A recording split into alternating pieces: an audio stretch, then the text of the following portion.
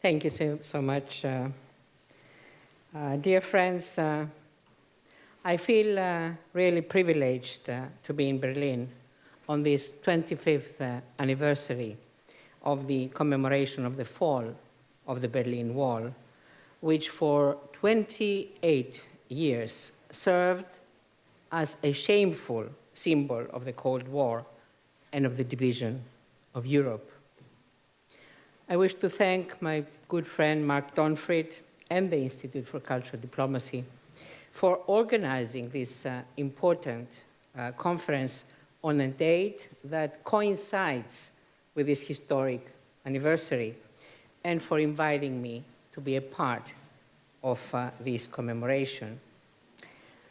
Whenever I visit Berlin, I feel enriched from the wealth of history and from the wealth of tradition, which is reflected in the unparalleled architectural value of its buildings, the dozens of museums which are interspersed throughout this fascinating city, and the overwhelming cultural wealth that unfolds almost in every corner. In anticipation of my visit to Berlin, I focused my thoughts these past few days on the very theme of this conference, a world without walls, and on the event that symbolized the beginning of the tremendous changes that unfolded in the continent and indeed in the world, the fall of the Berlin Wall, a quarter of a century ago. I tried to feel and even touch the wounds that festered for 28 years, inflicting so much pain and suffering to the German people. I tried to find some remnants of that dark period. Almost nothing has been left. The wall was brought down as quickly as it was erected. Tragically, during these 28 years of the repressive imposition of the wall, millions of Germans were forcefully separated from their families and deprived of their basic human rights, such as the right to property, freedom of movement, and freedom of settlement in their own country. More than 5,000 people finally succeeded to penetrate that wall and to escape to West Berlin, while 239 others tragically perished while trying to cross to freedom and to human dignity. A whole nation remained trapped and choked politically, economically, and culturally because of the division and because of the whole psychological warfare of the Cold War that deprived Germany of the progress and the prosperity inherent in the dynamism and in the strength of its people. The factors that eventually led to the fall of the Berlin Wall and the reunification of Germany are well known, and I will not analyze them here. I will focus instead on the importance of the people's mass protest rallies that grew in numbers and volume over time and played a catalytic role for the reunification of Germany. On the 4th of November, 1989, approximately 1 million people, 1 million people gathered in East Berlin, expressing the will of the Germans for reunification. In the face of such an explosive situation and under the pressure of the clarity and the strength of the message of the people, 3 days later, on the 7th of November, the government of East Germany resigned. And from that moment on, the countdown for the fall of the wall started. Around midnight, on the 9th of November 1989, the barricades in Berlin were eventually opened. And hundreds of thousands of Berliners took to the streets from both parts of the divided city, celebrating the historic change. The fall of the Berlin Wall was a reality. On the 3rd of October, the following year, Germany reunited, turning a page in its troubled past and leaving behind it, as a dark page in European history, the anachronism and the division of Berlin, of the division of Germany and of the division of the whole continent.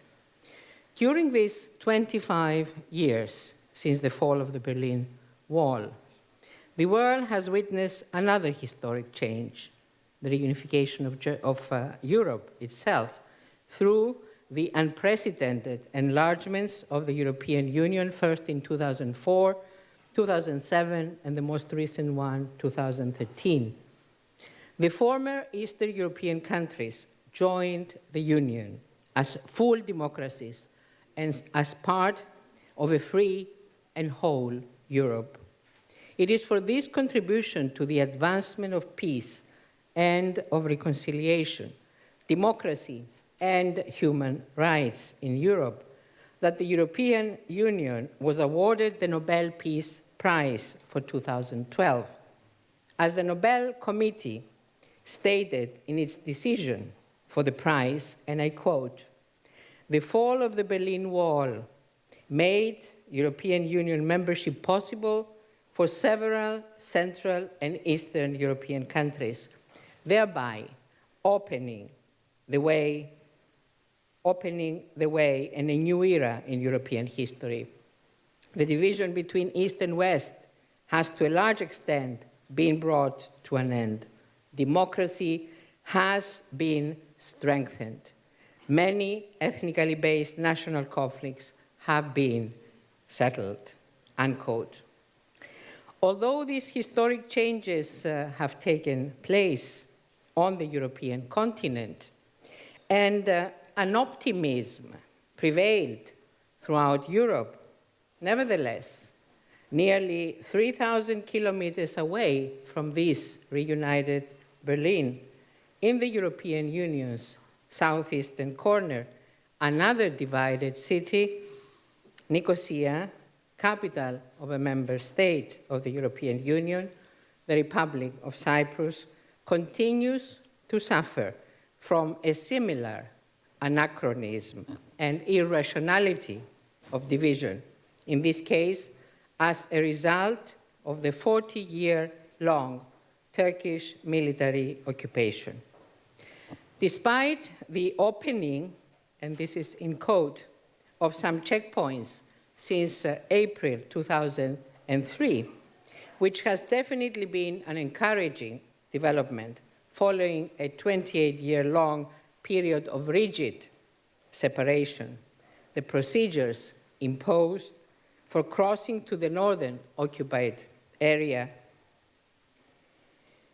in conjunction with the other tragic consequences of the military occupation, significantly restrict the enjoyment of fundamental rights and freedoms. There is no doubt, despite the small cracks penetrated in the virtual wall of separation, we are still far from the full enjoyment of the four fundamental freedoms, including the freedom of movement and of settlement for all legal residents of Cyprus throughout their own country. These freedoms form the cornerstone of the values and of the principles upon which the European Union has been founded and are fundamental in all European Union countries. It is true that in the case of Cyprus, unlike the Berlin Wall, there is no real concrete wall in place. But the occupation army itself, with the barricades and the barbed wire, cutting across the 180-kilometer dividing line, have been keeping the people of Cyprus apart by the use of force on the ground of ethnic origin, language, and religion, with the same tragic consequences as in the case of the Berlin Wall with regard to the enjoyment of human rights. The European Union, to which the Republic of Cyprus has been a member of since 2004, is a unique project of peace, compromise, and understanding. The enlargement process has been a tool of the European Union in implementing this project: cultural understanding, peaceful coexistence, and respect for human rights, democracy, and the rule of law constitute, therefore, the necessary code of conduct for any country that aspires to become a part of this project, a part of the European Union. Regrettably, contrary to this European notion of soft power politics, Turkey still opts for a hard power stance towards Cyprus, an approach that has affected, through the use of its 40,000-strong military presence on the island and through the forcible transfer of population, through the forcible division of people on ethnic lines. Unless this hard power posture is changed, unless the very mentality and conduct of Turkey is changed, this anachronistic division will continue to obstruct the realization of the Cypriot dream for the reunification of the island and its people. Talking about a dream, and last night, we had a talk about some dreams and some visions. I cannot but refer to Martin Luther King, the great African-American leader who changed with his vision the historical path of a whole nation, to such a point that today, for the first time in American history, we have an African-American president of the United States of America, a development that would have sounded totally unrealistic and unattainable in the United States of America of the 1960s. With his inspiring speech, which is known as "I Have a Dream," addressing 250,000 peaceful demonstrators in front of the Lincoln Memorial in Washington, D.C. on 28 August 1963, Martin Luther King sent his own historical message to the American people. To my mind, his speech is of a global character, and it concerns the basic human rights that have to be respected throughout the world. This speech has always been my inspiration in life, and for this reason, I dare paraphrase some words from that message of Martin Luther King to adapt to the Cyprus reality. I have a dream that our children will one day live in a reunited country where they will not be judged by their ethnic origin. They will not be judged by their language or their religion, but by the content of their character.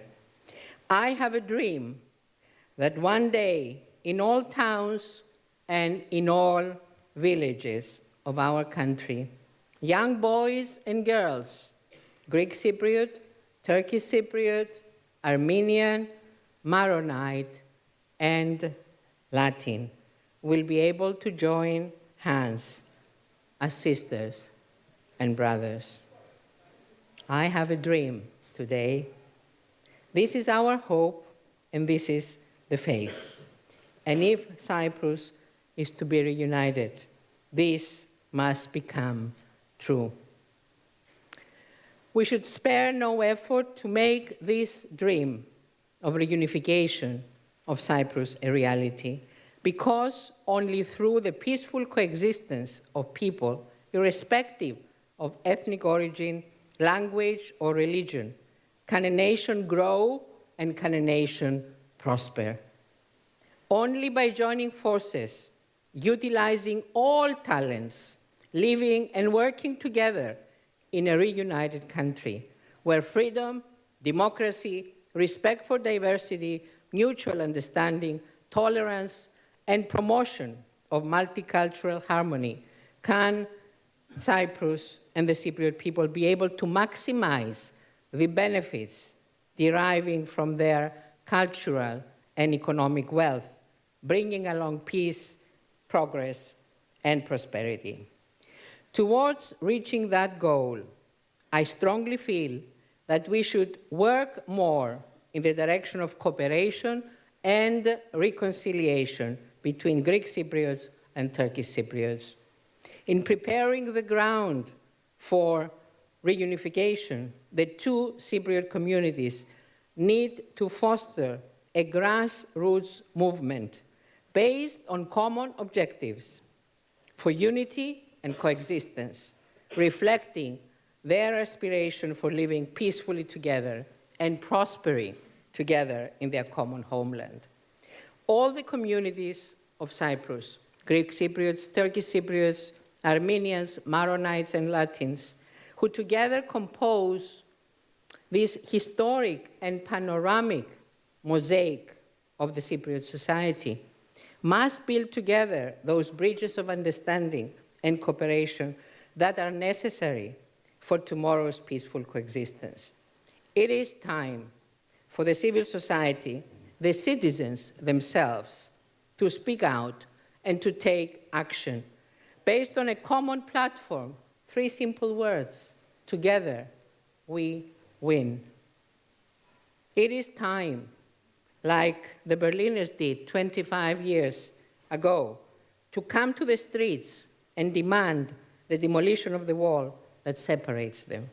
It is time to embrace and celebrate the commonalities, the many, many commonalities in our identity as a people. It is time to be convinced, but also to convince others, other regional players and world players, that reunification would be a win-win situation for all Cypriots and for the region as a whole. We have a duty to achieve this goal. We have a duty as Cypriots first and foremost, but also as Europeans to actively support the very European principles and values of peaceful coexistence, multiculturalism, and reconciliation. We have a duty to dismantle this shameful wall of separation and to build bridges and avenues of cooperation. Leaders and people alike, we all have our own share of responsibility for the achievement of this objective, for the realization of this dream. The European experience of reconciliation through peace, security, and prosperity should provide the necessary tools for creating a different environment for the next generation of Cypriots, an environment of peace and unity in our diversity, which serve as the cornerstone of the European successful experiment. Speaking about reconciliation, I wish to pay special tribute to another great leader, the South African and world leader, Nelson Mandela, the tireless fighter for freedom, for racial and social equality, for justice, who has through his example reminded us all of the incredible strength of reconciliation, of the miracle of healing wounds and forgiving, of seeking the truth in order to be able to build a future without hatred, a future without walls, He was the leader who, with vision and wisdom, led his country from a racist apartheid system of white domination and racial hatred, from bitter division, deep-rooted enmity and bloodshed, to a country of forgiveness and the common homeland for all its citizens. In a multicultural and multiracial society, a rainbow nation, as he called it, he has and will remain the icon of reconciliation, which, as he said, means working together to correct the legacy of past injustice. Through such reconciliation and correctness of past injustices, human rights, democracy, freedom, and peace will prevail. The world today faces unprecedented challenges and threats from religious extremism and terrorism, which are founded on exclusion, intolerance, and hatred. New artificial and very dangerous walls are being erected between nations, between peoples, among religions, societies, and even in neighborhoods. Poverty and disease are ravaging nations, depriving millions of people of the invaluable rights to life and human dignity. This is why, more than ever before, we need to unite our forces to bring down all the artificial walls and barriers that separate people, both within countries and across borders, and as one unified force to combat the problems facing humanity. Walls of separation, either real or virtual, based on hatred and prejudices, ethnically based discrimination and racism, exclusion and intolerance, do not belong to the 21st century. They do not belong to the civilized world. They belong to a dark period in history that should be buried once and for all. The message of Berlin, the message of Germany, has shown us the way, and for this we will remain forever grateful. Thank you.